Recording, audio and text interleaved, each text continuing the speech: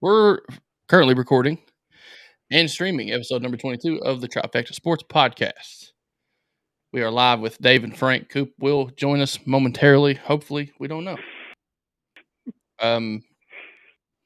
We might be an hour in, and he might just show up. So when he shows up, I'll pop him up on the screen, and we will. We might get his opinion, or we might just leave him off. So we don't know.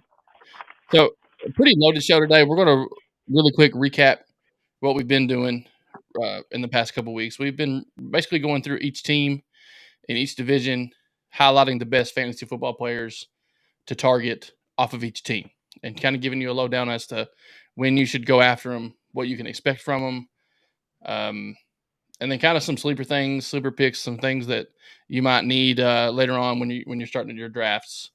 Our draft is coming up here very soon in our league, Dave. We have when is it? Labor Day weekend? Is that it? When it is? I can't remember. Yep, Sunday of Labor Day. Few short weeks away from our fantasy football draft. This podcast has really helped me out a ton. Not saying I'm have a shot in hell of winning this league here in the next couple of years. If Coop was on here, he'd say he's like 4-time defending champ. He would be correct. I think he's a cheater because he's the commissioner. When the commissioner, leave a comment below. If the commissioner wins the championship more than 2 years in a row, is he cheating or not? Leave a comment below. What? Is he cheating or not? While he's not here, he can't defend himself. He's not here. So, well, no, I think he's not here because he's worried that all of his sleepers are in the AFC and NFC South, and he doesn't want us to know about them. Coop is apparently he's watching us. He's live, watching us, but he's not. What the hell? Why are you not with us, Coop? Why are you're watching on YouTube? Where are you at? Comment again. Troy Wilson says, absolutely, he's cheating. He is cheating, absolutely. That's funny. I can't cheat because, I'm not good enough to even know how to cheat. I just set my lineups here every now and then. But today we're going to do two separate divisions. We're going to do both the South divisions, AFC and NFC South.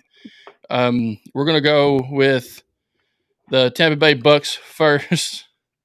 Oh, Coop, I see you. Dad life. Speaking of dad life, really quick. My daughter starts kindergarten tomorrow. First day of kindergarten. Pretty, I don't know how to feel about it. I just put her to sleep. We read her a little kindergarten story and get to drop her off early in the morning to her kindergarten class. We don't get to walk her in. We have to stop at the door, but I'm pretty excited to see her look on her face anymore. She's pretty excited. Frank, you're going to cry like a baby. I am probably going to cry like a baby, but it's okay, though. You're supposed to, right? I don't think I'm going to cry as much as my wife will, honestly. She's already cried once tonight, and that's okay. It's a big time in our house right now. Oh, yeah. It's electric. I love it. It's also it's crazy to me that you have a kid old enough in school. I mean, that's scary thoughts for me, but it's awesome. Yeah. We just celebrated her 6th birthday, so. Coop said the tombstone will read father, husband, fantasy football legend. Coop, if you die before me, I'll make sure that happens. I promise. I'll make sure that happens. So we're gonna get started with the actual show, apart from us just up here rambling on about stupid crap. You came here to watch us talk about fantasy football. So with that being said, we're going to start off with the Tampa Bay Buccaneers. Obviously, we know which Tampa Bay Buccaneers players that we should target for our fantasy football teams. Dave, if you could guess which fantasy football player from the Tampa Bay Buccaneers should everybody probably target in their draft? Number 1, Leonard Fournette. That's not who I would pick number 1. Well, but everybody needs that cowbell back. And Leonard Fournette. He's definitely a cowbell. He showed up to camp at 280. Hey, you got to be big to take hits. You got to have that stamina, and he's just making sure he's got that stamina. You don't come into camp at 185 because then you can't put on weight throughout the year, and then you're going to finish the year at 160. So he's coming prepared. I like a man that comes prepared. He knows what he's doing. Playoff Lenny, he's playoff Lenny for a reason. Week 14, 15, 16, he's going to show up for you. You're drafting him for later rounds, not week 2. They're going to get blown out by the Packers week 2. You want him in week 14 to get you to the championship. I can see that. But then, you got the wide receiver core, which is, no doubter. Mike Evans is clearly, I think he's a top 20 guy, might be even higher than that. And you got Chris Godwin, who did tear his ACL.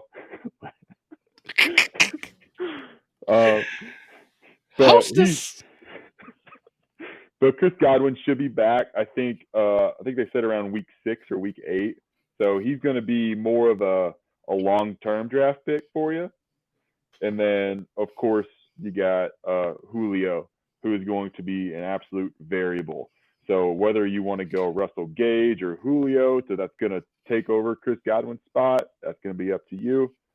But I like Russell Gage over Julio. What about you, Frank? Ooh, y'all just hear what David has scripted out this, and we didn't prepare this beforehand.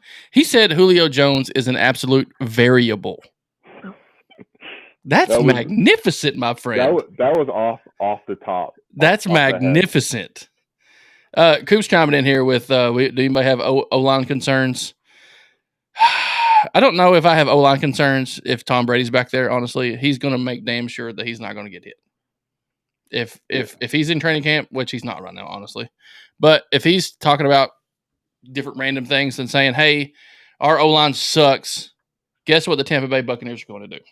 They're going to get an O-line that doesn't suck. So, we talked about Godwin, Mike Evans. I think Julio Jones, man, that's a big signing. I don't see Julio going somewhere that's, been. Oh, Troy says Julio's done. Troy, I don't know if I agree with you. Unless he got hurt today that I haven't seen it. Is that true? I don't know. But if Julio's healthy, I don't think he's going to be sitting on the sidelines for very long. I just don't see that happening.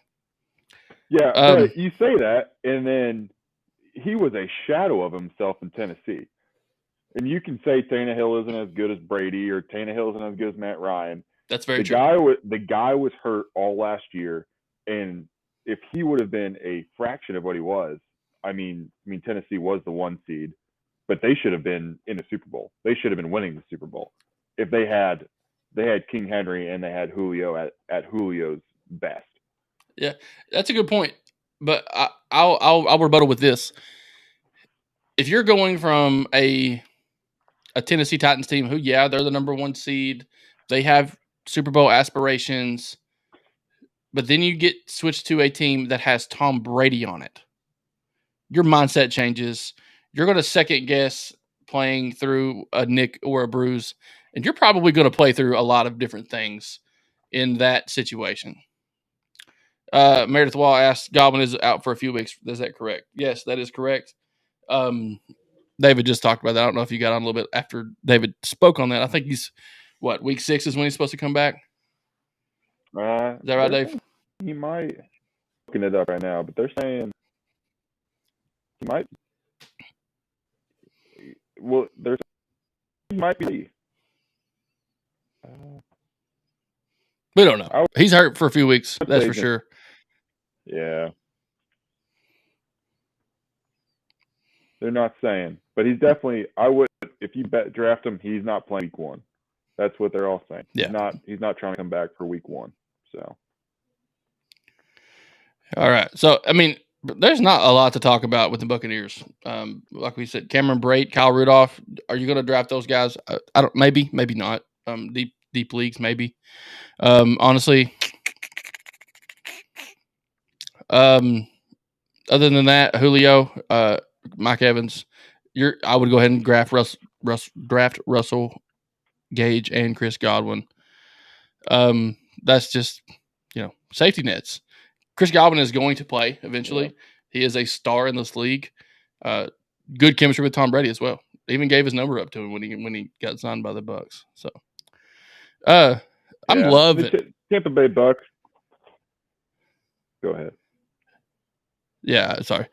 I was reading Meredith's comment here. He said, "Well, doesn't that make Julio a big potential gap filler for a while?" Yeah, that really does. David did mention that too.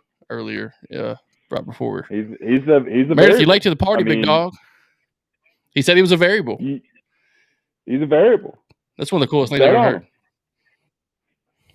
I'm down. I'm on the Julio Jones train. I like him. Let's move to. I'm going to stick with none of the red teams. I don't have to change the colors, Dave. What do you think? The Atlanta Falcons. I like it. We're going to flip up the Atlanta Falcons depth chart real quick. Big. I wouldn't say big splash, but Matt Ryan leaving the Falcons is a big deal. Kyle Pitts, obviously, first person off the board off of this list, no doubt. In my mind, Kyle Pitts is a star in this league. We also have Cordero Patterson, pretty much a do-it-all type of guy. Marcus Mariota. I see Desmond Ridder playing a little bit too, honestly. Drake London is the wide receiver on this list that I would probably target the most. I don't see anybody else putting up massive numbers consistently, but Drake London is the number one receiver for a reason coming out of college. So I got a funny story about Drake London, Frank. Go ahead. I love funny stories, Dave. We had first draft of the year was Saturday night. You know, a little too many beers, not enough thinking. And we're using Yahoo, and you know, I go for Drake There's your mistake right there. Go for Drake London in the 7th round. Yahoo absolutely roasted me for drafting Drake London in the 7th round. They're telling me I could have got him in the 10th. And you never know with the hoo-haws we play with. You never know. You never know. But he did hurt his knee Friday night in their first preseason game, and they're saying it's not serious, and he's not practicing this week. But we'll see. I don't know. Do you really trust anybody with Marcus Mariota as their QB1? I don't know, but I took him. I'm believing him. I think he's going to be a stud. Trojan horse down. Dave, you'll appreciate Keith Hall's comment. You're an old brave, big dog. Well, never forget. Shout out Keith Hall, Powell County Little League, Hall of Famer. I don't know if that's a thing, but Keith, keep doing you, buddy. Coop chiming in here from the depths of his fatherdom and says Tyler Allgeier will be lead back second half of the season. I would probably listen to Coop if I were you guys, honestly. Listen to him. He's pretty smart. We talked to him. I don't know. Some of you guys are hopping on. We got 14 people. That's a record. All we had to do was kick off Coop. All we had to do was get rid of Coop, and people will watch the show live. I love it. But anyway, I love you, Coop. I know you're watching. Yeah, don't Coop, get mad at us. Hurry up. This is really bad advice you're giving people. Yeah, put that baby to sleep. We need some numbers up in here. But anyway, the Falcons, do you draft Marcus Mariota? Probably not. I'd let him sit there. Is he probably going to be a decent pickup during the bye week? Maybe. Or an injury, something like that. But you see Tyler Allgeier down here, third on the depth chart. Coop's making a splash saying he might be getting some big reps later on the season. So I don't think he's far off, though.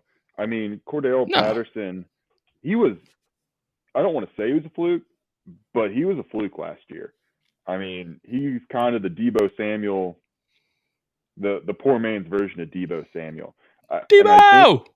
I think that teams are going to start keying on him, and they're not going to let him, do his thing like he did last year.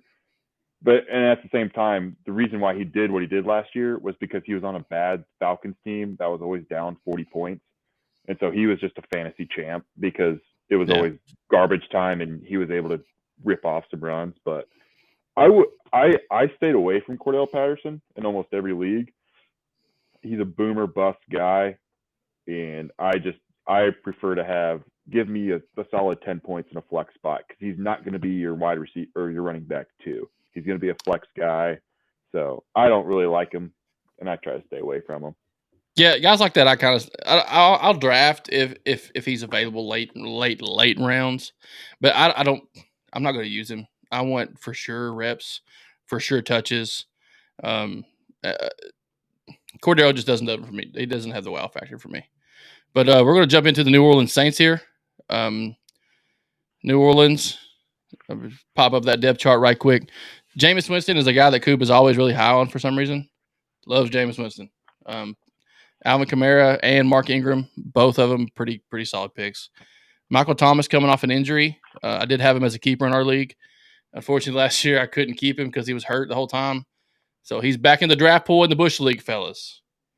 Back in the draft pool. So Jarvis Landry, new acquisition there. One of the big names on this list is Chris Olave from Ohio State, rookie wide receiver. Coop absolutely loves rookie wide receivers. He'll tell you.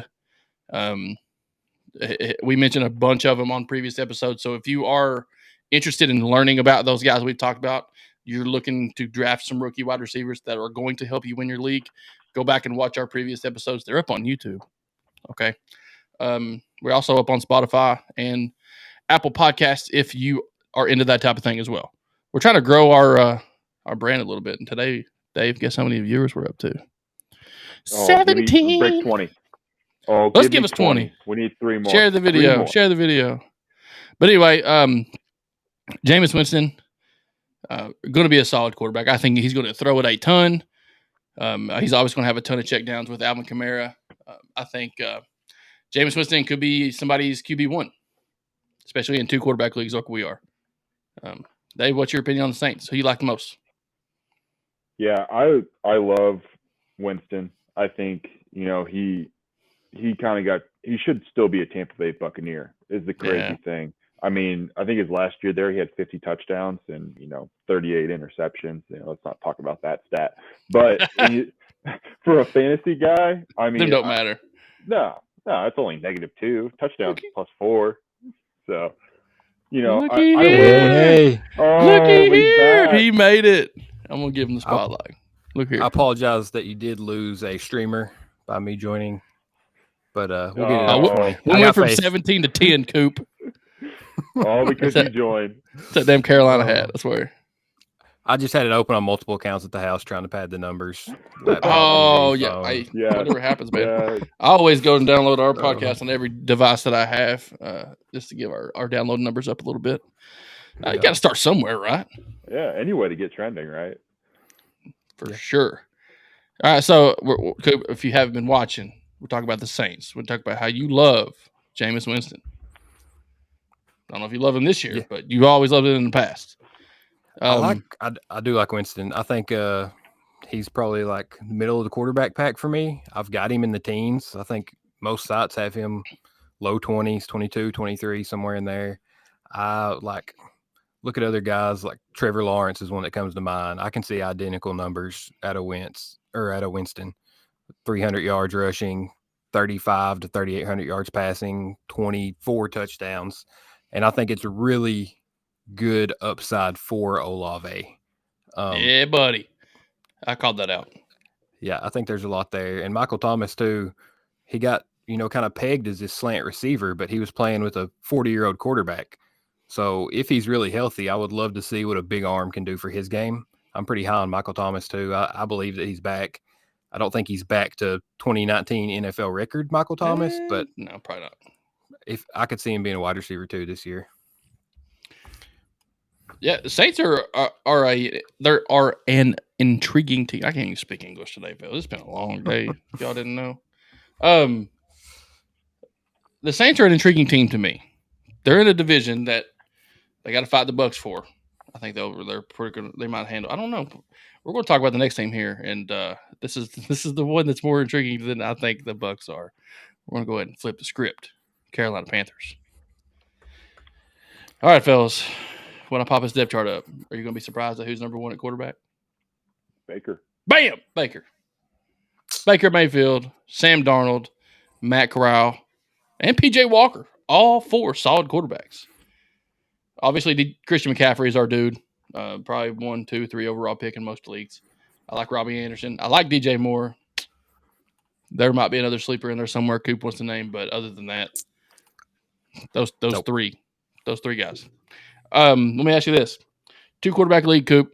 You're running low on quarterbacks. You said you don't draft quarterbacks very often, very high. All the quarterbacks are gone. Are you rolling with Baker Mayfield? Give me Mariota. Give me a guy that I know is going to have some rushing upside, and I can stream somebody else if he doesn't finish the season. Like, I would rather have that combination of Mariota and Ritter for free than I would Baker. That's a good point. Y'all make note of that. You're down to quarterbacks, and you've got, just those mid-tier quarterbacks, like we said, Mariota, and we have Baker Mayfield as well. We're picking Mariota. Baker's I'd even intriguing. take I like Trubisky Baker. over Mayfield. Oh, really? I think Dave made a good call on that, and he has had some rushing. I'm all about rushing on the quarterbacks. If you guys can't tell, like I got Lamar over Mahomes and Herbert, and it's strictly because he could run for 1,000 yards. So if I see a quarterback that can get me 300 plus, they're getting a bump. 10 yards rushing is the same amount of points as 25 passing. They don't have to have as big of an arm as they do, some good feet. So I think Trubisky's that guy. He can pick up a little bit on the ground, and he's got great weapons. All very good points. Yeah. So that kind of wraps up the south of the, what is that? The NFC? I don't remember. Is it NFC? That's NFC. I do think McCaffrey is 1-1. Talking about Carolina, I think McCaffrey's a top player in fantasy. Yep. Over Jonathan Taylor right now? Yes. Yeah. If he is healthy, the guy averages 26, 27 points a game fantasy. Yeah. PPR. The guy is an absolute stud. And I don't think you need 17 games for him to be worth it. Y'all know I'll be styling, Mr. Mollahan. You know I'll be styling. Oh, Coop, I clicked your stuff. That's my bad. What a good producer you guys got. The best producer. Anyway, there's a lot of players in that league that are going to help people win their leagues. It's just not filled like the other divisions are. And this next one might be even worse. Let me catch up real quick on that O-line note in Tampa. I'm worried about the Buccaneers. Tom Brady's been gone for over a week. Does anybody know why he's gone? Do you know why, Dave? Dolphins. They played the Dolphins. He wanted to avoid that media shit show. He wanted nothing to do with Miami. Oh, yeah. So if you haven't been caught up with that, let me click off this. We're not talking about the Colts right now. Ignore the blue line. Let's make it red. I was right. So right. A couple weeks ago, Coop mentioned that he and Tom Brady, it's like a conspiracy that next year Tom Brady will be a part of the Dolphins in some form or fashion, whether it be on the field, on the sidelines, or in the press box. No doubt about it. But I guess they played the Dolphins in a preseason game, and Tom Brady all of a sudden needs a leave of absence for personal reasons before the preseason game. It was planned. Yeah, absence. They knew ahead of time. They knew before training camp this is what they were going to do. Yeah. So Dave says, is it because they didn't want that media storm brewing up there in Florida, where it's really hot and it gets really stinky? Yeah. Well, there's just so many things in Tampa that have happened. Arians resigns and stays in the front office. Gronk's retired. They lose both guards, one to retirement, one with the Bengals. They lose their starting center to injury. The one thing Brady's never been good at is pressure up the middle, and they have an entire new middle. Fournette comes in 20 pounds overweight. Brady's missing weeks of training camp, and also for the first time in his career has a job lined up for after he plays football. There's just nothing makes sense. Nothing about this team says we got better. It seems like I'm worried about the Bucs. And we all know how that works. But yeah, we're going to change this back to blue. We're going to shift our focus to the Indianapolis Colts.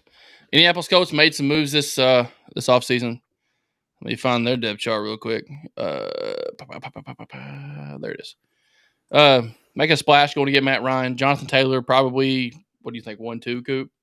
Since he's not 1-1. You think he's 1-2? Jonathan Taylor, one of the best running backs, one of the best players in the league. In terms of fantasy, had a monster year last year. Definitely, probably looking to duplicate that, and it's a tough task. I like the Colts. I feel like they have a good team.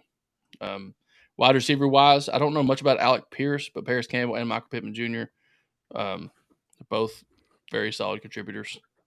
Are they wide receivers that you would take first 4 rounds? Is there one on there? I have Michael Pittman as wide receiver 8. For reference, Coop has his rankings. ESPN has theirs. So here you can see him scrolling across the bottom, and he's not in their top 10. He's not going to be on this list. Don't be. I think he's somewhere in the middle teens for them. He was really good last year. There's not a number 2. Carson Wentz put up good numbers, I think in part because Michael Thomas is so good. Like the off-target rate that he caught balls was insane. And Matt Ryan, if he's anything, he's accurate. I just think there's so much volume. Like we could see this guy, he's 6'4". We could see him push 100 catches. And at that size, there's so much red zone potential. Yeah. I think Indianapolis has a really good offensive line. Obviously, they have Taylor. And a really good defense to get them the ball frequently. Yes, he's probably the best pure runner in the NFL right now. I think McCaffrey's best for fantasy, but he's going to get 80 catches. So I think, sky's the limit for Pittman. If he finished as a top 3 receiver, it wouldn't shock me. But I can't. I've tried. Like, I mess around with these rankings every day, and I can't keep Pittman out of my top 10. I have him in front of, like, Keenan Allen, Tyreek Hill. I don't know if there's any other big names. Mike Evans. Like, I have him in front of all those guys.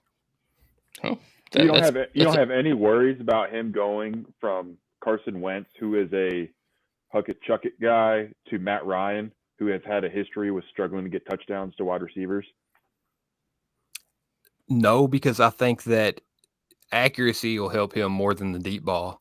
He's a big guy. Like, he'll win contested catches, which Matt Ryan can still get him. He's not he's not a Jamar Chase. He's not just beating somebody off the ball and getting separation. So I think that those, he may not have an insane amount of yards. Like, he might have 10, 11, 12 yards a catch. He's not going to be a Mike Williams putting up 16 every time he catches it. But I think the volume is going to be crazy. Yeah, so no brainer there with the Indianapolis Colts. We know who we're picking. It's Jonathan Taylor, Michael Pittman. Probably you could throw Matt Ryan in there if you need a quarterback. He's obviously going to be pretty solid for them. You do worry about the new concepts, new all of the terminology and all the crap like that. But other than those things, I think surefire draft picks in that lineup. Now, what we say about our good friends down there in Jacksonville? What color would Jacksonville be? We'll roll with this one. Teal. Yep. Yeah, I like this color. All right, Jacksonville Jaguars. I don't know, man. What do you think? Trevor Lawrence going to have a bounce back season? Dave, what do you got?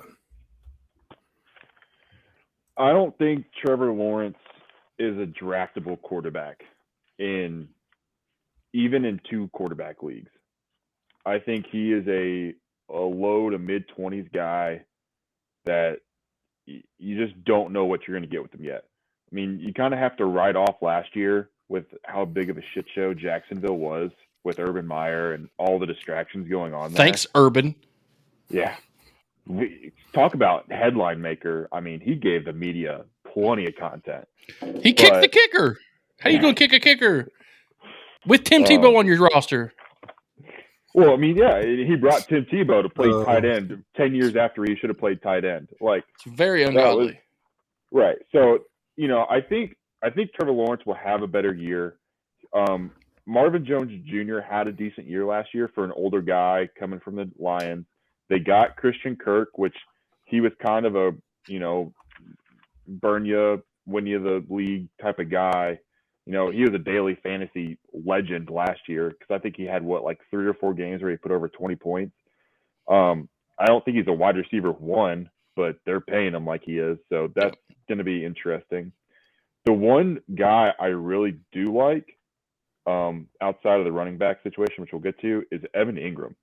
The guy is an absolute athlete. That's what I was going to mention him if nobody else did. He had a really good, I think, rookie and second year for the Giants, and then I think kind of injuries and then the Giants just being terrible kind of brought him way down.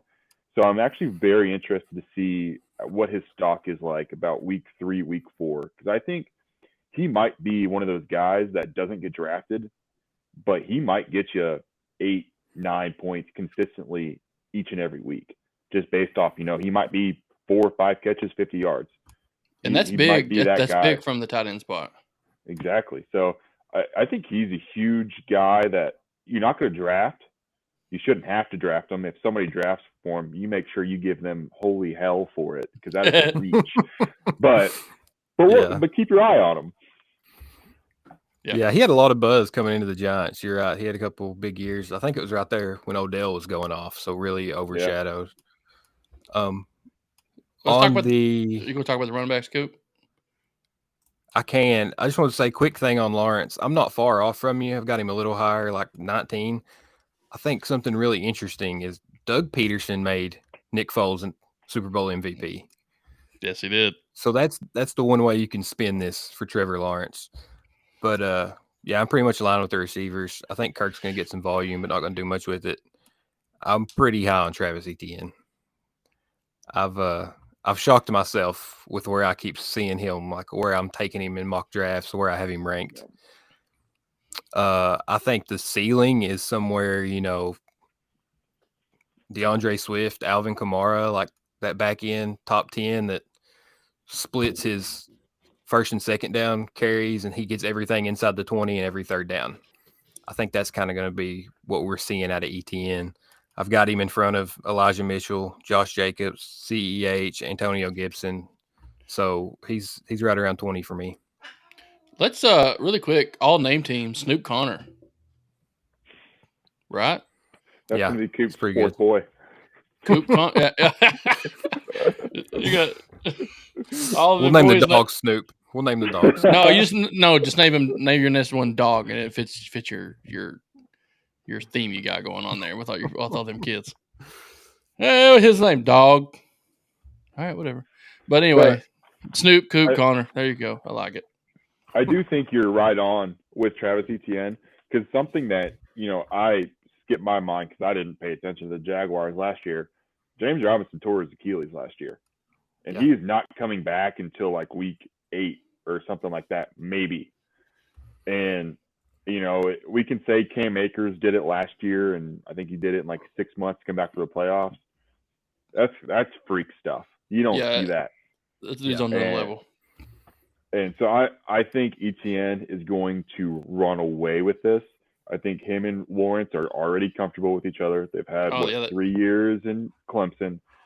Yep. So I feel like James Robinson, this is going to be he's either going to get traded or he's going to be that, the fantasy football trivia guy. What running back from Illinois State went undrafted and was pretty good for 2 years. Yeah, so for sure. I think he's got a role. I look at Detroit. I really see that happening almost identical here. Like Jamal Williams, I'm not going to draft him, but he's going to play every week. He's going to get 8 to 10 carries for the Lions. Mm-hmm. And I think James Robinson is going to be the same thing. But you want the passing back and the red zone back in those offenses. I think they're going to be very similar. In your PPR leagues. Yeah. Whoever plays in a standard league anymore. Not me. So switching gears to the long neck of – I'm sorry, I didn't mean to say that. I've totally lied. I totally meant to say that. Davis Mills. Anybody drafting Davis Mills out there? No, you're not. You're not. Marlon Mack, Rex Burkhead. I do like Rex Burkhead, but you can't draft Rex Burkhead. What we got? Brandon Cooks, maybe? Is that the only one? Nope. I think there's 3 Marlon names Mack. here. Let me try to guess them. You're going to pick Philip Dorsett or some shit like that, aren't you? No, it's not Philip Dorsett. Not even close. Give him to me, Coop. Who you got? So I think as far as average draft position goes, this is the most valuable team in the NFL. Because nobody's going to pick any of them. Right, but they could be league winners. Yeah. Okay, Brandon Cooks has had 1,000 yards in 6 out of 8 seasons. He's done it for, I think this is his 5th different team. Like that's all the guy does is have 1,000-yard seasons. He's going to catch the ball 80 times. He's going to have 1,000 yards. He's top 20. His ceiling isn't that high because that's all he's ever really done is 80 catches and 1,000 yards. But it's going to happen. Like you can guarantee it. I think Nico Collins could see a lot of volume because outside of him, there's not much behind him. Had a quiet but decent rookie season. And I think that just, volume. Davis Mills wasn't bad last year. No, he's just going to get better. So I think Nico's a late round flyer, and Pierce, man, that running back is that might be Elijah Mitchell this year. That might be the guy nobody drafts. He was a 4th round pick, not a 7th, but he looked great in the preseason. I think he was like the highest graded running back, period, from his performance. 80 yards rushing or something like that. Yeah, and what blew my mind, he had a pass block where he literally like body slammed a linebacker. Like dude was off the ground in the air and he just flipped him backwards. Nobody in that backfield impresses you. Marlon Mack lost the job to Naeem Hines. Rex Burkhead's been around everywhere and never stuck. Like Pierce can come in, he can do it all. Coaches are super high on him. I'm reaching like 2-3 rounds to get Dameon Pierce because I think he is a league winner this year. One name on this list that you'll see him down here in the 4th, John Mechie from Alabama. That's unfortunate, his injury, but we would be talking about him, I feel like, if that didn't happen. So that's a name to keep in mind, and I wouldn't forget about him. I think, is he out for the year? Yeah, I'm he's sure out for the year. Yeah, I don't know what his prognosis is in terms of length of his diagnosis. If it's, if those who don't know, he was diagnosed with leukemia, I believe, was it? Yep. It's very common. We see it all the time, but it's a pretty serious situation. So unfortunately, I really think we'd be talking about him more often if that weren't the case. But moving on to the last team that we're going to talk about tonight, Tennessee Titans. What is there to say about Tennessee other than draft Derrick Henry? That's pretty good, isn't it? Treylon Burks had a lot of buzz, but I'm fading him, man. I don't trust it. He kind of just was big in college. Like they ran all these little gadget plays for him. Came in out of shape. Then it comes out. I mean, people play with all kinds of medical diagnoses. He has asthma. Not a big deal. People learn how to deal with that. But coming in out of shape, coupled with that, it's just not a good combination. I think he's going to be behind. I'm kind of out on Burks. I kind of side with the guy. Growing up, chubby little dude, hacking up lungs running poles when we was in Little League, dude. Coach Lopez would hit the hill for grass drills, and I'm like, so I mean, Dave, I got Dave rolling on the ground right now. He knows exactly what I'm talking about. If mom's listening, so me and Treylon Burks have something in common. If my mom's listening, I apologize. She is a hypochondriac. And she's a hypochondriac to the point that she... Sorry, Tammy. She pushed that hypochondriism onto her children. So I was a big kid too. Super, out of shape. Yeah, but you were tall. That helped you out. Anyway. I was 5'4". Conditioning rolls around for Little League basketball, and it's like, oh, God, it's hard to breathe. I was diagnosed with exercise-induced asthma. Yeah. I was out of shape. I was like, Mom, I was just fat. I didn't have asthma. I had an inhaler, and I used that thing like a crutch in high school. You remember that? You put it – listen, Dave, you didn't play high school football. So, me and Coop – inhaler. I'm not running these, Coach. Coop was a tight end. I played guard. We played right beside each other in a double tight, double wing. We'd be running wind sprints. Me, I'm first couple. I'm hustling, dude. I'm getting down the line.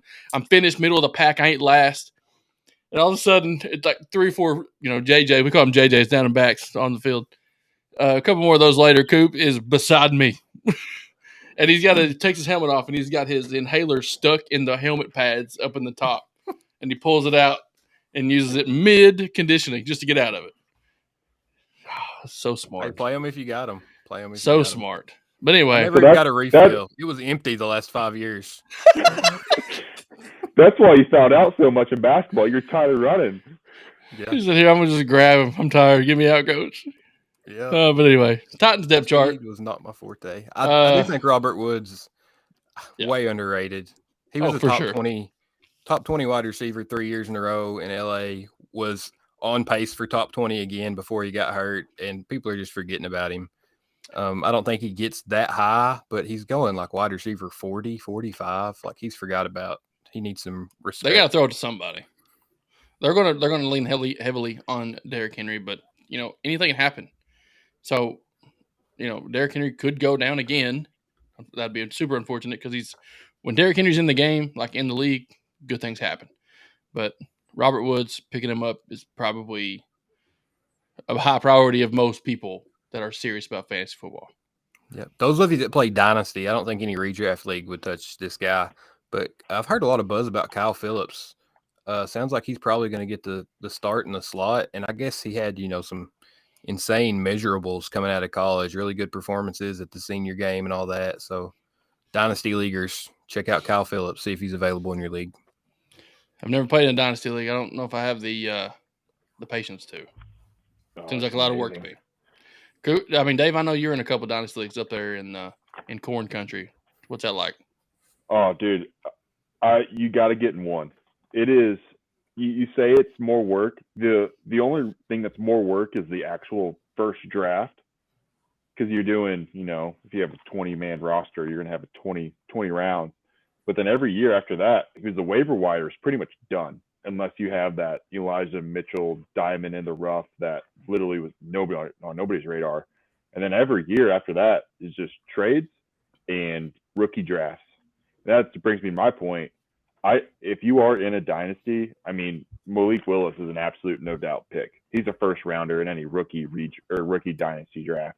Ryan Tannehill, it might be his team. I could see, the Colts could run away with the division, or maybe the Jaguars sneak a couple games again, or shoot, I forget who the fourth team was, but Texans. I could see Ryan Tannehill losing his job to Malik Willis late in the season if the Titans are not in contention. You don't think Davis Mills and the Texans can stick their necks out long enough to make a difference? No, I'm saying they will. I don't know if the rest of the team can be there with him. These are the heads in the clouds. That's such a dad joke. I'm saying Malik Willis, don't touch Ryan Tannehill. This is Malik Willis's team. Malik Willis. They should make a Madden X Factor just for him, to where like his head raises up above the line to get better visibility. You know what I'm talking about? Like increase accuracy on these throws. That dude needs a sponsorship for like Under Armour turtlenecks or something. He gets to see the defensive play because his neck is so tall. Yeah. He's so tall, you can see the names on the back of their jerseys looking straight at him. Anyway. So that's all the teams we have. We're only 43 minutes, and I got another topic I want to talk to you guys about before we get off. And it has nothing to do with fantasy football. So if you like fantasy football, sorry. We're done. Again, I want to remind you guys to go back and watch all the other episodes. We're still not completely finished with all the teams in the NFL yet. We got a couple more left before the season starts. We're going to knock those out here very, very soon, as in like this weekend. So for those of you guys that did tune in, reached a personal best. I think we got up to like 18, 19 viewers at once. That's awesome in my opinion. Subscribe to our YouTube channel and watch our videos on there. It's similar to what we have here. It's just longer content form. I do kind of break it up into smaller chunks sometimes when I get the time, but it's okay. The one thing I want to talk about before we close is the UK football basketball situation. I know everybody's heard about it. John Calipari wants to obviously build a better practice facility to match the success of the program. Totally understandable. But he calls it a basketball school. He said Kentucky's a basketball school. And then we go on a rampage of, he mentions Alabama and Georgia specifically as football schools and leaves UK football out. We all know UK football is on the rise. You boys got season tickets. Pretty pumped about it. But then Mark Stoops, being the Mark Stoops guy that he is, that I love, kind of fires back at Cal. And then Cal turns around and says, somebody asked him in an interview and I saw it on Twitter the other day. He said, what do you mean by the comments? And he's like, you know what? I said the wrong thing. Me and Mark, we're okay. what I said didn't come out correctly. It was bad, and I apologize. What do you guys think of the situation? Because people are making a massive deal out of it. Dave, you got the shirt on. I'll let you go. Oh, I am ready for this. Cal fucked up. He shouldn't have said what he said, but he's not wrong. He's not wrong. We are a basketball school. Viewer discretion is now advised. I do click the explicit versions on the podcast. Sorry, my bad. But we try. We have 8 national championships. Does Kentucky football even have an SEC East championship or title? I think the fact that we can't answer it speaks enough. I think we can. Exactly. We did win a national championship in football back in the day. If I'm wrong, I'm sorry. I'm looking it up. Y'all keep talking. That speaks for itself. You know, Cal shouldn't have gone into the depth he did, but he is not wrong. Are we more worried about getting 5-star recruits for our basketball team or for our football team? I would say as a collective, it's our basketball team. I mean, I love seeing Stoops tweet out Yahtzee when we get the guy or whatever, but I don't know anything about him. I mean, basketball is a different beast in Kentucky, and I'm right there with Cal. I think it pays more to the university to go and renovate the basketball practice facility than it does the football. But we did just pay Stoops. We promised him the practice facility. So Cal has terrible timing. He really should have said this before the Georgia game. Why he didn't wait? Idiot. That we would have won. We would have finally beat Georgia if we would have had that football team just fired up. And I'll be there. Maybe. I don't know about that. My daughter has a cheerleading competition on that day. I'm pretty upset about it. But anyway, yeah. So, I mean, I'd like to see the revenue splits. Like, how much does basketball generate versus football? And I think a lot of that comes down to how the SEC splits their revenue. If it's football and basketball are separate pools and it's not league-wide, then Stoops may have a case because SEC football is a monster. Yes. And that's just dollars. That's not. And he actually said that too in his tweet. He's like, "We play in the SEC, don't we? And compete in it fairly enough, good enough." Anyway, I definitely agree with Dave. It's crazy to say that we're not a football school. UK is not a football school. They're getting better at football, but they're not a football school. Alabama is getting better at basketball. Like they went to the Sweet 16 last year, the year before. They're not a basketball school.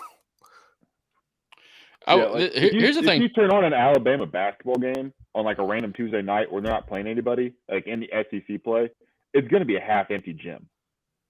They're not a basketball school.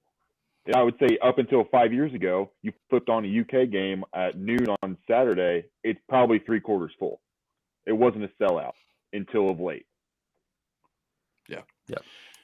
One thing about UK athletics is, you could say we're a basketball school, and I want to understand the argument that we're not a football school, but we're trying to really hard become one.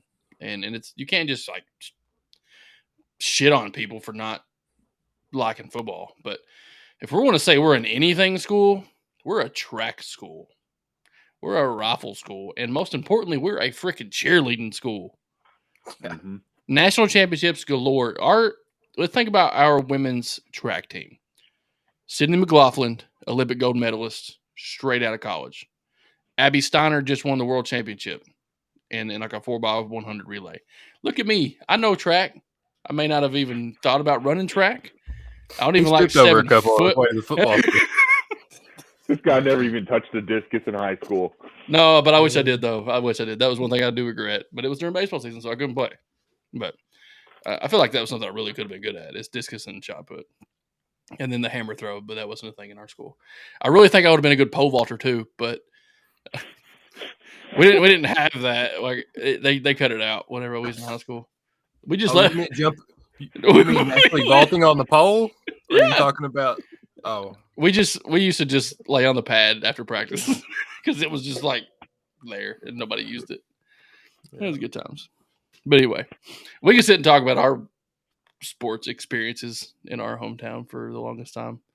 I do miss it though, honestly. But that about does it for our show. Coop, you're opening your mouth, so I'm gonna let you talk one more time. I do think in the sense of who has done more for Kentucky, like if it's a coach asking for them, something for me, Cal's got that hands down. We talked about it before, but the stuff he's done relief wise, going all the way back to the earthquakes in Haiti, we had the tornado out in Western Kentucky, the recent flooding, like it's amazing how immediate he is in his response to do whatever he can to generate funds to help people out in the state. So I think that is, it's got to have some goodwill for him to be able to ask for those things. Thanks, Brian. All-American hurdler right here. This guy. More like a hurler, throwing up maybe from eating too many pizza rolls before practice that one day. Me and Coop one time sat on the couch in practice because we were both sick.